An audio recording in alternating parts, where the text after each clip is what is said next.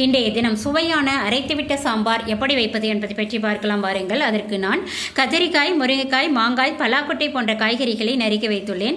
2 தக்காளி, 2 பல்லாரி வெங்காயம், 3 பச்சை மிளகாயையும் நறுக்கி வைத்துள்ளேன். ஒரு 50 கிராம் அளவிற்கு புளியை ஊற வைத்து கரைத்து வைத்துள்ளேன்.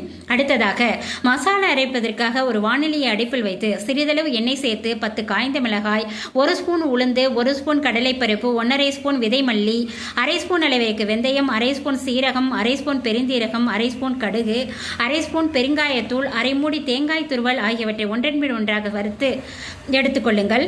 பிறகு அதனை ஒரு மிக்சி ஜாருக்கு மாற்றி அரைத்து எடுத்துக்கொள்ளுங்கள்.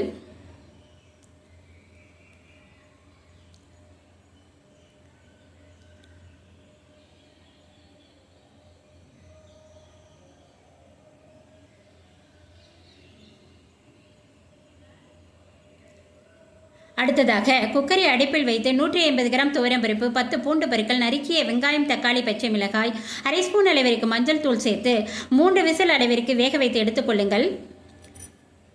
பிறகு வெந்திருக்கின்ற பருப்பை கரண்டியினால் மசைத்து மாங்காயை தவிர்த்து நறுக்கிய காய்கறிகள், தேவையான அளவிற்கு உப்பு சேர்த்து வெயிட் போடாமல் குக்கரை மூடி ஒரு 10 நிமிடம் அளவிற்கு வேகட்டும்.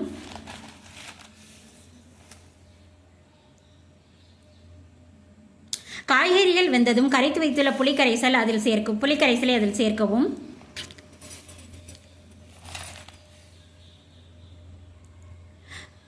குழம்பானது கொதிக்க ஆரம்பித்தவுடன் மாங்காயை சேர்க்கவும்.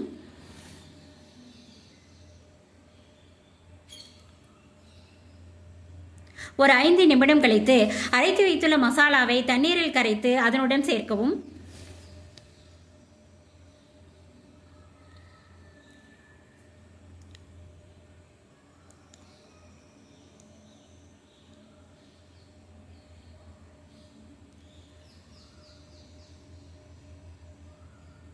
பிறகு வானிலையை அடுப்பில் வைத்து சிறிதளவு எண்ணெய் சேர்த்து 2 காம்புடன் கூடிய காய்ந்த மிளகாய், கடுகு, உளுந்து சேர்த்து தாளித்து குழம்புடன் சேர்க்கவும்.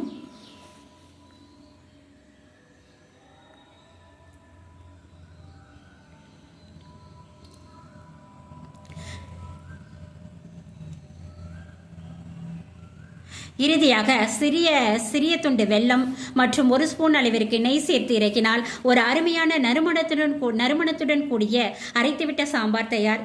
இந்த வீடியோ உங்களுக்கு பிடித்திருந்தால் லைக் பண்ணுங்க, ஷேர் பண்ணுங்க, சப்ஸ்கிரைப் பண்ணுங்க. நன்றி, வணக்கம்.